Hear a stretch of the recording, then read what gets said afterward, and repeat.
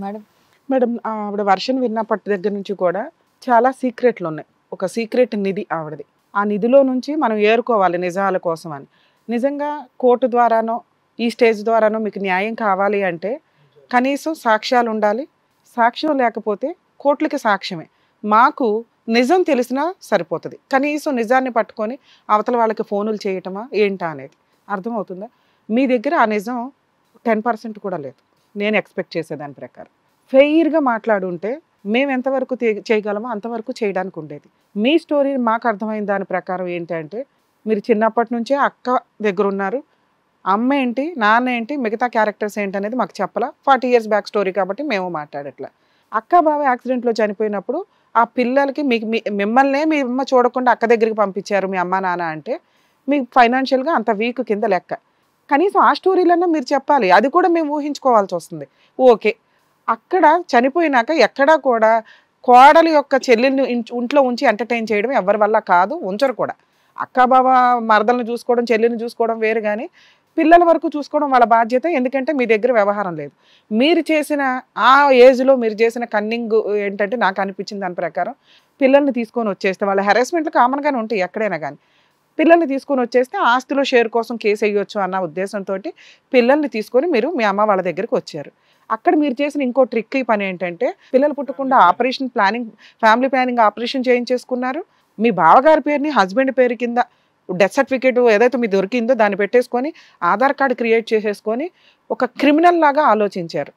పిల్లల ఆస్తి, వారసత్వ ఆస్తి ఆ రోజు మీరు కరెక్ట్గా ఒక పిన్ని పాత్రలో ఉండి గార్డియన్ కింద ఫైట్ చేసి ఉండే నానమ్మ తాతయ్యల దగ్గర నుంచో లేకపోతే మీ బావగారికి సంబంధించిన ఇన్సూరెన్స్లో ఆస్తులు ఏవైతే ఉంటాయో మీరు గార్డియన్గా ఉండి మైనర్ పిల్లల తరపు నుంచి ఫైట్ చేసి ఉంటే 100% వాళ్ళకి రావాల్సేది ఈ రోజు కాకపోతే రేపటికన్నా ఆ రోజుల్లో వచ్చేసేది. అక్కడ మీరు చేసిన కన్నింగ్ పనికి వాళ్ళకి అది అసలు ఏమన్నా వచ్చిందా రాలేదంటే రాలేదు, 0 అని చెప్పారు. అక్కడతో అది అయిపోయింది. ఇది కూడా 30 years బ్యాక్ వచ్చాం. అంటే పిల్లల్ని తీసుకొని మీరు వచ్చి 10 years నడిపించారు. ఆ టైంలో ఈయన ఒక పరిచయం, మీకు పరిచయం అయిన వ్యక్తి చెన్నై వెళ్ళి అక్కడ ఎందుకు నేనే నిన్ను పెళ్లి చేసుకుంటాను, మన ఇద్దరు హ్యాపీగా ఉందామంటే ఏది మీకు ఆల్రెడీ పిల్లలు పుట్టరని తెలుసు, మీ క్యారెక్టర్ ఏంటో తెలుసు, అయినా ఇష్టపడి వచ్చిన వ్యక్తి హస్బెండ్ కాదు, సహజీవనము, మీరిద్దరూ ఒక ఇంట్లో ఏదో ఒక తాళి కట్టేసుకొని మీ వరకు మీరు ఉన్నారే తప్ప ఎవరు మీ ఫ్యామిలీ, ఆ 3 పిల్లలు, మీ అమ్మ ఉంటే ఉంటుంది. ఒక అబ్బాయి వచ్చి సింగిల్గా ఉంటావంటే హ్యాపీయే అంటారు, పెళ్ళే చేయాలని వాళ్ళు ఏమనుకోరు. ఉన్నంతలో మీ వరకు ఏదో పెళ్లి చేసుకున్నారు, ఆ ఫొటోస్ కూడా లేవు. సరే ఉన్నయ్యి చింపేశారు, అది కూడా మనం యాక్సెప్ట్ చేద్దాం. మా ఆడియన్స్కి తెలియాలి కాబట్టి చెప్తున్నానమ్మ. ఎందుకంటే మేడం వాళ్ళ స్టేజీకి వెళ్ళినప్పుడు, సార్ వాళ్ళ దగ్గరికి వెళ్ళినప్పుడు ఓకే నిజంతో వెళితే వాళ్ళు మాకు ఏదన్నా చేస్తారనే నమ్మకం మా ఆడియన్స్కి కల్పించడం కోసం మాట్లాడుతున్నాం. సో ఇక్కడ ఆ అబ్బాయిని చేసుకున్న తర్వాత 10 years బాగుంది అంటున్నారు. 10 years అతన్ని మీరు వాడేసుకున్నారు, ఫైనాన్షియల్గా బాగానే ఉంది, పిల్లలు వాడేసుకున్నారు. 10 ఏళ్ల పిల్లలు 20 ఏళ్ళకు వచ్చారు అతను ఉన్న టైంలో. అంటే 10 years బ్యాక్ చూస్తే పిల్లలకి 18, 15, 20 years అయితే ఉన్నాయి. ఆయన ఎప్పుడైతే ఆయన లైఫ్ చూసుకోవాల్సి వచ్చిందో ఆయన పెళ్లి చేసుకుని వెళ్ళిపోయాడు. బాబో వీళ్ళ క్యారెక్టర్లు ఏంటో తేడాగా ఉన్నాయని అన్నీ పట్టుకుని పోయాడు చింపేసి. ఇదే అనుకుందాం మనం, నువ్వు చెప్పావు కదా మేమే కనిపెట్టాలా. సో వెళ్ళిపోయి వేరే అమ్మాయిని పెళ్లి చేసుకున్నాడు, మీకు నమస్కారం పెట్టేసి. ఆ టైంలో మీరు వెళ్ళి కంప్లైంట్ ఇస్తే అట్లీస్ట్ సహజీవనం కింద పోలీసులు కంప్లైంట్ రిజిస్టర్ చేసుకొని అట్లీస్ట్ డొమెస్టిక్ వైలెన్స్ కేసులో మీకు మెయింటెనెన్స్ వచ్చేది. ఇంకేమీ రావు. మీరు పెళ్ళి అయ్యింది అది ఇది అంటే పక్కింటోళ్ళు ఎదురింటోళ్ళు ఉంటారు కదమ్మా, అవునండి వీళ్ళిద్దరూ భార్యాభర్తలు, అది సాక్ష్యం. మీ ఆధార్ కార్డు సాక్ష్యం. ఆధార్ కార్డులో కనీసం పేరు మార్చుకోవాలి, 10 ఏళ్ళు కాపురం చేసి. పెళ్ళి అని నువ్వే నమ్మనప్పుడు కోర్టు ఎందుకు నమ్మిద్ది, మేమెందుకు నమ్ముతాం? పెళ్ళి అని నువ్వు ఎప్పుడు నమ్ముతావు? అతనితో నిజంగా నీకు పెళ్ళి అయితే నువ్వు ఆధార్ కార్డులో అరే బావ పేరు పెట్టుకున్నాను హస్బెండ్ అని, అది దానివల్ల నాకు రూపాయి ఉపయోగం లేదు, కనీసం నిజంగా పెళ్లి చేసుకున్న వ్యక్తి పేరు మార్చుకోవాలి అని ఆ 10 ఏళ్లలో మీకు ఒక్క సెకండ్ అనిపించినా ఈరోజు మీరు ఇక్కడ కూర్చోవాల్సిన అవసరం లేదు. మీరు 2 years బ్యాక్ పోలీస్ స్టేషన్కి వెళ్ళి నాకు న్యాయం చేయండి అంటే మీరు ఎవరి దగ్గర నుంచి మేము డబ్బులు వసూలు చేసి పెట్టాలి? అది పోలీసులు కానీ కోర్టు కానీ చెయ్యలేదు. సాక్ష్యాలు ఉండి అన్నీ పట్టుకొని తిరుగుతుంటేనే న్యాయం జరగట్లేదు లేడీస్కి కోర్టులో. మా భర్త మెయింటెనెన్స్ ఇవ్వట్లేదండి, మా అత్తమ్మ తరిమేశారండి, ఆస్తిలో వాటా వస్తుందండి అంటే దిక్కాడలే. మీ దగ్గర ఏమీ లేకుండా ఇప్పుడు ఒక స్టేజీ పట్టుకొని మీరు అతన్ని ఫోన్ చేసి అడగండి అంటే మీకు లీగాలిటీ ఉన్న ఇంకో పాయింట్ చెప్పనా? 10 ఏళ్ల క్రితం వదిలేసి సహజీవనం చేసో లేకపోతే పెళ్ళో మీ దృష్టిలో అనుకున్న ఆ వ్యక్తి దగ్గర నుంచి మెయింటెనెన్స్ వసూలు చేయడం కంటే జీవితం మొత్తం త్యాగం చేసి 3 పిల్లల్ని పోషించావు చూసావా, మీ అక్క పిల్లల్ని, పూర్తి హక్కులు ఉన్నాయి వాళ్ళ దగ్గర నుంచి మెయింటెనెన్స్ లీగల్గా వసూలు చేయడానికి. దీనికి ఏమి డాక్యుమెంట్లు అవసరంలా. జస్ట్ అలా ఆ ముగ్గురు పిల్లల దగ్గర నుంచి నేను మెయింటెనెన్స్ వసూలు చేయాలనుకుంటున్నాను అంటే పంచుతారు కోర్టు. ముగ్గురు మీద నువ్వు ఒక్క మెయింటెనెన్స్ కేసు ఫైల్ చేస్తే ఈ రోజు నువ్వు ఎవరి గుమ్మం ఎక్కాల్సిన అవసరం లేదు, ఎవరి స్టేజ్లకి వెళ్ళాల్సిన అవసరం లేదు. అదొక్కటి వేయగలిగితే చాలు, అది నీ హక్కు. నీ 40 ఏళ్ల జీవితాన్ని ముగ్గురు పిల్లలకి త్యాగం చేసావు, పిల్లలు పుట్టకుండా ఆపరేషన్ చేయించుకున్నావు, ఉన్నంతలో వాళ్ళని చదివించి పెళ్ళిళ్ళు కూడా చేశానంటున్నావు. ఇవి అబద్ధాలు అయితే నీకేమీ రావు, గుర్తుపెట్టుకో. మళ్ళీ ఇది కూడా అబద్ధం అనే కోర్టు దాకా వెళ్తే వేస్ట్. ఒకవేళ ఇది నిజమే అయితే పిల్లలు నన్ను చూడట్లేదండి అన్నారు, పిల్లలు నన్ను అసహించుకుంటున్నారండి అన్నారు. ఎందుకమ్మా అంటే అతనితో కలిసి ఉన్నాను కదండి అన్న. అతనితో వదిలేసి 10 ఏళ్ళు అవుతుంది. ఆ తర్వాత వీళ్ళ ముగ్గురు పెళ్ళిళ్ళు చేశారు మీరు. అప్పుడు మీ మీద రెస్పెక్ట్ ఉండాలిగా. అమ్మా నాన్న లేని ఒకళ్ళని ఒక పిన్ని ఏదో ఒక పని చేసి వాళ్ళని బతికించింది, సొసైటీలో నుంచోబెట్టింది.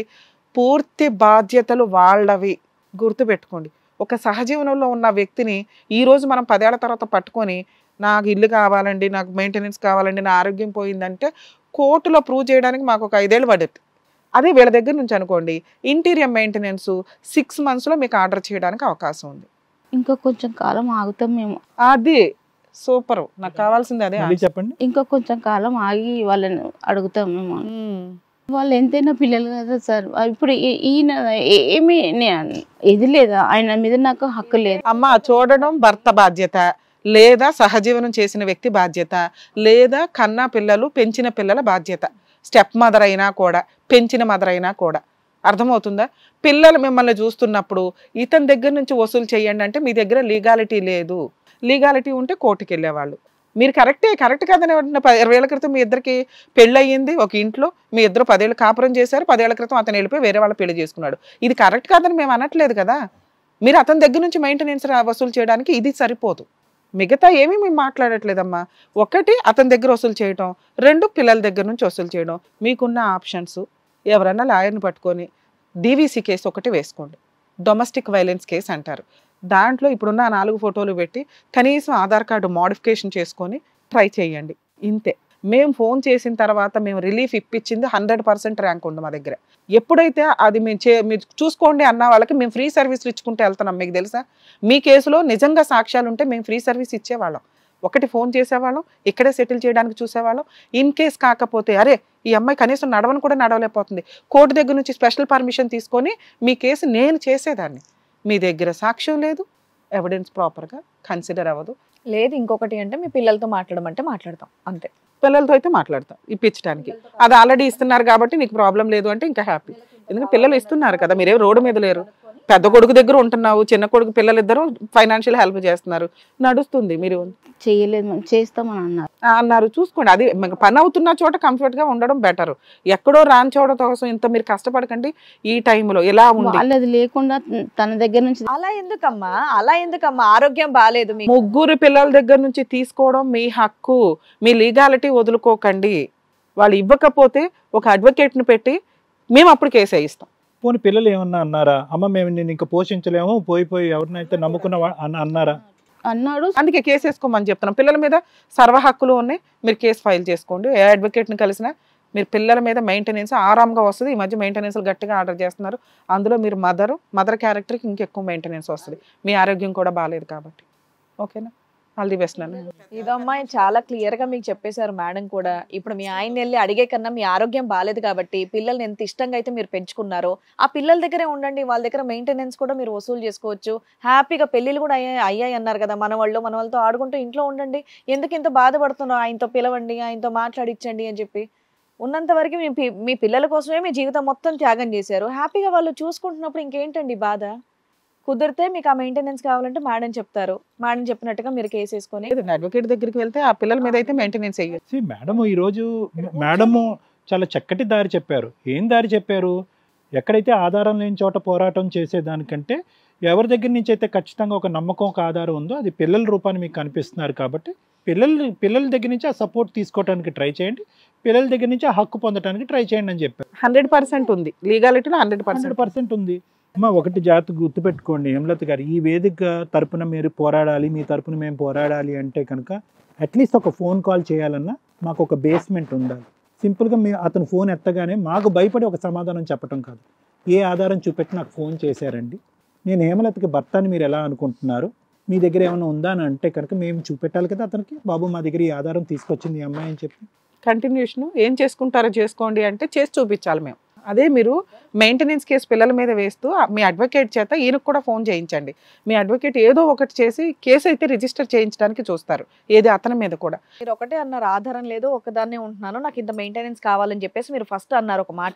సో దాని తగ్గట్టు సొల్యూషన్ అనేది చెప్పారు, పిల్లల మీద సర్వాధికారం ఉంది అని చెప్పేసి అన్నారు. కాబట్టి పిల్లల దగ్గరే తీసుకొని పిల్లల దగ్గర హ్యాపీగా ఉండండి. Thank you. మీకు ఒక మంచి సొల్యూషన్ చెప్పారు, అది వింటే కనుక మీరు హ్యాపీగా ఉండొచ్చు. మీరు అదొక్కటి ఆలోచించండి, కొంచెం రిలాక్స్ అయ్యి వెళ్ళి ఆలోచిస్తే మీకు అర్థమవుతుంది. So thank you sir, thank you madam. మరో కథతో మళ్ళీ కలుద్దాం. ఈ కార్యక్రమాన్ని ఇంతగా అభిమానిస్తున్న ప్రతి ఒక్కరికి కూడా శిరస్సు ఉంచి నమస్కరిస్తున్నాము. ఈ సందర్భంగా మీ అందరితో నేను ఒక విషయాన్ని పంచుకోవాలి అనుకుంటున్నాను. మేము చేసేటటువంటి ఇది కథ కాదు జీవితం కార్యక్రమం ద్వారా ఎంతో మందికి ప్రత్యక్షంగాను పరోక్షంగాను సహాయం అందుతుందని భావిస్తున్నాం. ఎక్కడ ఉండి ఇక్కడికి రాలేని ఎంతో మందికి అడ్వకేట్ రమ్య మేడం గారు, సైకియాట్రిస్ట్ డాక్టర్ కళ్యాణ్ చక్రవర్తి గారు ఇచ్చేటటువంటి సూచనల ద్వారా వాళ్ళ జీవితాల్లో ఎలాంటి మార్పులు తెచ్చుకుంటే ఆనందంగా ఉంటారో అలాంటి మార్పులు తెచ్చుకుంటున్నారు. మా ఆశయం ఒకటే, అందరూ బాగుండాలి, అందులో మేము ఉండాలి. ఇది కథ కాదు జీవితం ప్రోగ్రామ్ అందరికంటే ఒక రోజు ముందుగా మీరు చూడాలి అనుకుంటే వెంటనే డౌన్లోడ్ చేయండి హిట్ టీవీ యాప్. ఇందులో మీరు నచ్చే మెచ్చే కంటెంట్ సిద్ధంగా ఉంది. మరి ఇంకెందుకు ఆలస్యం, వెంటనే డౌన్లోడ్ చేసుకోండి హిట్ టీవీ యాప్.